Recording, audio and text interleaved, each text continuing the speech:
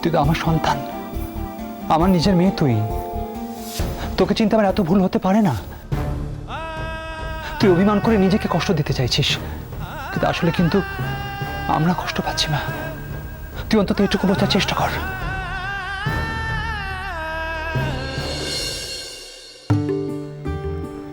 Doctor Patnaik, আপনারা আপনাদের মেয়েকে নিয়ে যেতে পারেন।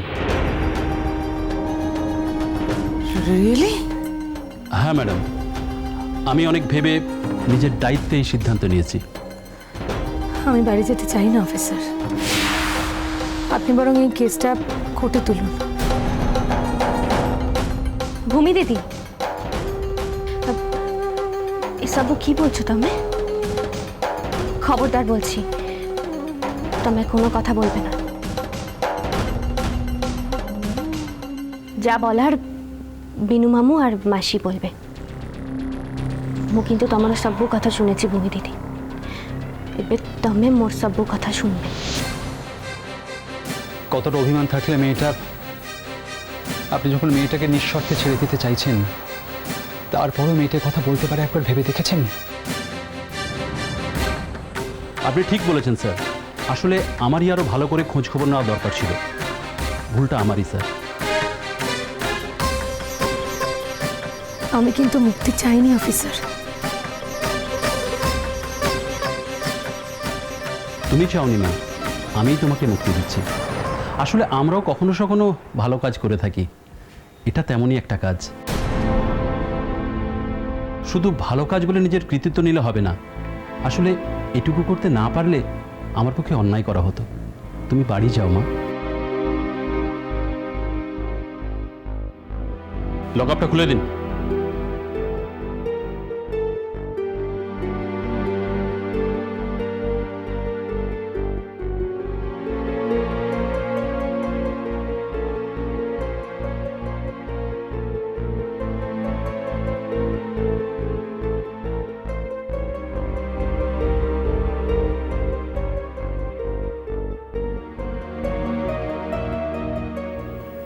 ভূমি, মা আমার, আর একটা দিনে তুমি বাড়িতে থাকবে না। মেয়েকে বিয়ে দিয়ে পরগোত্র করে দিয়েছো ভাবি, এখন আর ও বাড়িতে থাকবে না বললে হয় নাকি বলো? ওই বাড়ির প্রত্যেকটা মানুষের ওপর আমার দায়িত্ব কর্তব্য আমি অস্বীকার করব কি করে বলো তো? হ্যাঁ, আর যদি ওদের ছেলে বেঁচে থাকতো তাহলে আমি এই কথাগুলো বলতাম না, কিন্তু সে যখন আজ আর নেই, তখন আমার কি অন্য কোনো কথা বলা মানায় না? তুমি লক্ষ্মী মা আমার,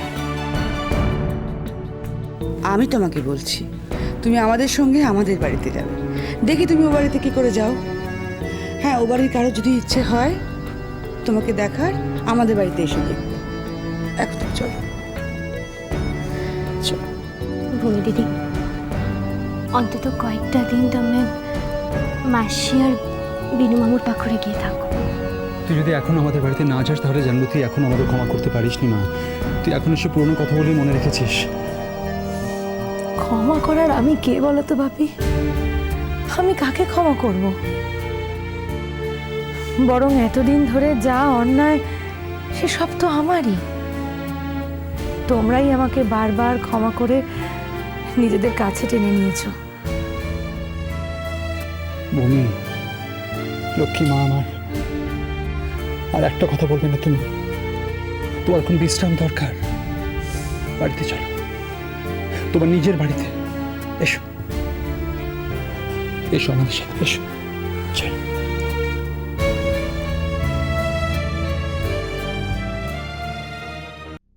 সবই তো শুনলি, তোর সাথে পরামর্শ করবো বলেই অপেক্ষা করছিলাম।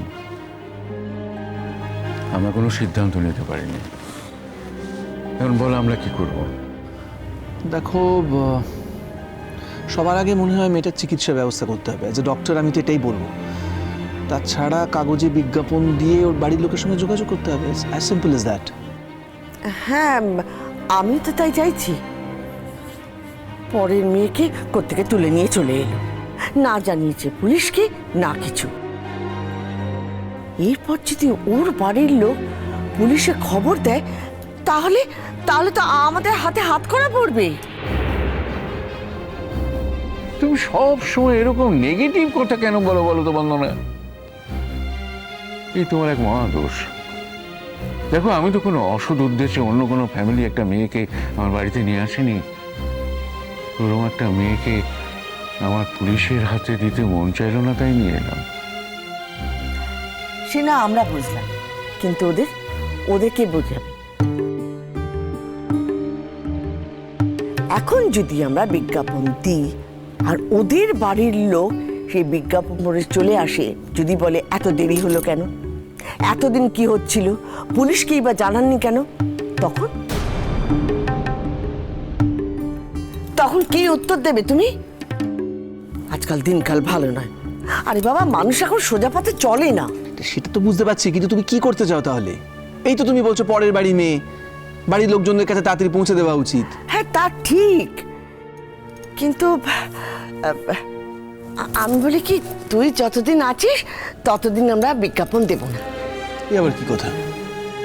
বুঝতে পারছি না, মানে আমার এখানে থাকার সঙ্গে কাগজে বিজ্ঞাপন দেওয়ার কি সম্পর্ক? রাজা, আমি যা বলছি শোন, আমি অনেক দূর পর্যন্ত দেখতে পাই, আমি বারণ করছি, শোন। হ্যাঁ, তুমি তো অনেক দূরের দৃশ্য দেখতে পাও। তা এখন কি দৃশ্য দেখছো জানতে পারি কি? শোনো, এখন যদি ওর বাড়ির লোকজন এসে আমার ছেলেটাকে কোনোভাবে জড়িয়ে দেয়, মানে আমি ঠিক বুঝতে পারছি না। অত মানে টানে আমি বোঝাতে পারবো না বাবা। এত খুলে বলছি, তা তুই যদি না বুঝিস আমার কিচ্ছু করার নেই। কিন্তু রাজা, তুই এখন এই কাগজে বিজ্ঞাপন দিতে যাস না। আচ্ছা মা, আমি তো 6 মাস থাকবো এখানে। হ্যাঁ, তারপরেই তোর বাবা বিজ্ঞাপনটা দেবে। তারপরে ততদিন মেয়েটা বাড়ির লোকেদের কাছে দূরে থাকবে? আশ্চর্য, দেখো, ভাবনা কি শুধু আমাদের একার? ওদের কোনো ভাবনা চিন্তা নেই কেন? ওরাও তো কাগজের ছবি দিয়ে একটা বিজ্ঞাপন দিতে পারে, সেটা দেখে না হয় আমরাই যোগাযোগ করব। তা না। তোমার মাকে তুমি কোনোদিন কোনো কথা বোঝাতে পেরেছো রাজা? আজও ভেবেছো পারবে? হ্যাঁ হ্যাঁ, তাই তোমার মাথায় তো দূরের ভাবনা আসে না। ওই দূরের ভাবনা ভেবে ভেবেই তোমার মাথাটা গেল। ও বাবা, সেটা তো দেখছি খুব গোলটেবিল বৈঠক বসেছে। হ্যাঁ, বাবা বাবা বাবা বাবা, বুড়ির ছেলে এসেছে বলে বুড়ি যেন হাতে একদম চাঁদ পেয়েছে। হ্যাঁ, আর আমি আমি আমি আমি হতা ধুলোয় গড়াতেছি। আমি কি হেঁটে থাকতে পারি না? পারিনি কো। নিশ্চয়ই নিশ্চয়ই থাকতে পারো। এসো এসো, বসো বসো। তুমি এত কচর কচর করে কথা কইছো কেন গো? হ্যাঁ হ্যাঁ, গায়ে মানে না, আপনি মরল। দুদিনের জন্য এসে খাবে মাখবে, হেঁটে থেকে চলে যাবে, তাই না আবার কত কথা কইতেছে। পরি, তোমাকে কতবার বলেছি না রাজাকে ওভাবে কথা বলবি না? আচ্ছা, আমি আমি আমি বলছি। পরি, আই এম সরি। আমি এত ইংরেজি বুঝি না। আচ্ছা ঠিক আছে, আমার ভুল হয়ে গেছে।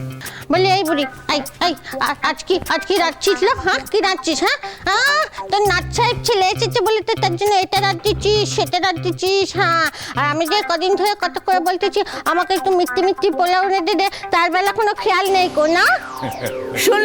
শুনলি তো, এই হচ্ছে ওর কথা বলার ছিঁড়ি।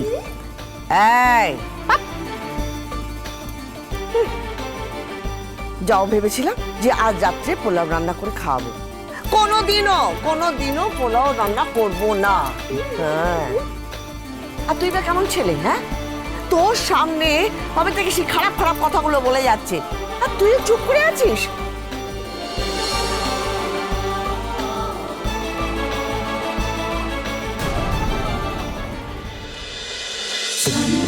বাজে